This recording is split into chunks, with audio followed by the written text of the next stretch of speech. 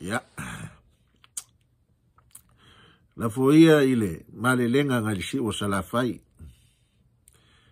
Na sengia ai ao mapapa o Samoa.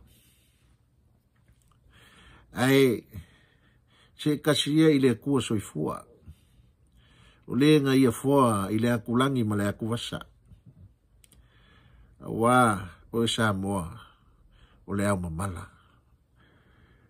E le mawhai se mako upu ngoia koe kau mwhai au kalkalainga.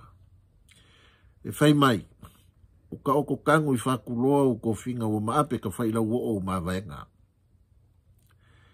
Ai o le ka maali I malonga kula whale. O le ka pa au malonga whale upolu. O le kupu malonga kula. O le ala lea, o le angu ua kuai. Ia o upu kuu Samoa. Wala ngā se leo e fiko I kongu I se o mako ngu upele inga o ngā ngai fo le wāo I whanga. O lo ngō pia I ko kongu ngi usila ngei au ki langi ngei. O leo wa mai a o ngā wheiloa I le whale upolu o ngā ngai fo le wāo. Ia wapea fo I ngisi o kāpa au lo kā kongu. E kusa ai ma le kusi. Na kau au inga mai Samoa. I leo koe pō mala e. Ia ile ngai ku ma le whaafonga mai. Ua lama whai u. Ia le kau mawhainga si o kākongu ue ala I longa. Whale a onga. Na wā se manguia o alo makama whanga. O lea la a vea ia ue whai masui. O le whale upolo ngā ngai fole wāo ma le komiki. Makapa au ngā wheiroa. Se ia waku ai so māku leo vai. So mako ngu pe leo ngā ngai fole wao I le whanga o lo ngō pia I ngiu sila ngei lunga ngei au kilangi. O sa mo mamalu. Se malo ulo ua le vasa ma ngoko ifo. Ai mamalu kau ave a oe. Le ango sa moa e whapenga. Whenga kā le sua lau sunga. O le sua o le maupu kasi o ngā whangua. O le sua ele iwa elo la whale oko ma le kapa au whaasinga o le maria koa. Ma fua isa. Le anga nga so papa le langi ma le lau ele. Onga o le lau, onga o lau sa idi ngā malo. E fio ai le whaumui ngā le kupu fia. O le kupu fia nga maa vaya inga el ka whai whao whongi kupu. Ai a o le kama sa kuala. O le kama le ainga sa kuala. Nga a koa iai upo le whanga o ainga.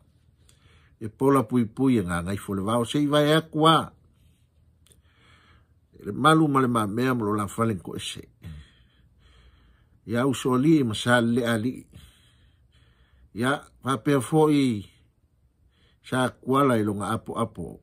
Nga ka yo upo le whanga o ainga. E pola pui e le sao whainga, le whale kuisa vairu, le nganga e olo ma le ku. Ia whapea fo ia le lai ku le e ai, o le makua sa kuala, le makua kaulangi. Le whale aanga ma ko maunga, ma ka ngako le vavau. Ia e makua le ku ia le urumuenga o le ku mua, whakalai. E karusanga ku ma le awa kele ma le whaalo halo. O lea ua au kasi, ia kapa au foi ia whapea foi ngā ngai fo le wao I le wheloa inga o le teime o sola. O le a whaia se kako wheloa inga. I le whai unga o le masinga ngei, le aso kolu si fulo me lo a whelua lima.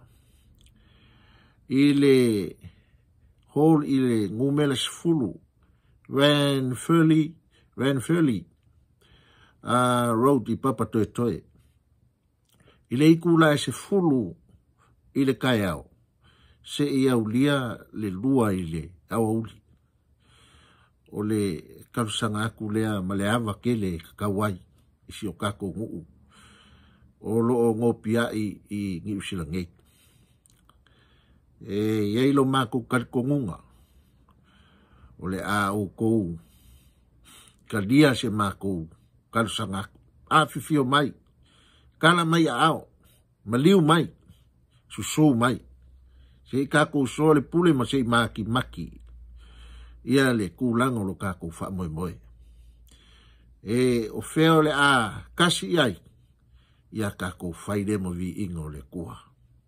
O se mako kala lea, a vea ia ungei o waufusi, ia e whai aku mako sui, kalainga ia malaisi dia kasi, kalainga ia malaisi dia songe.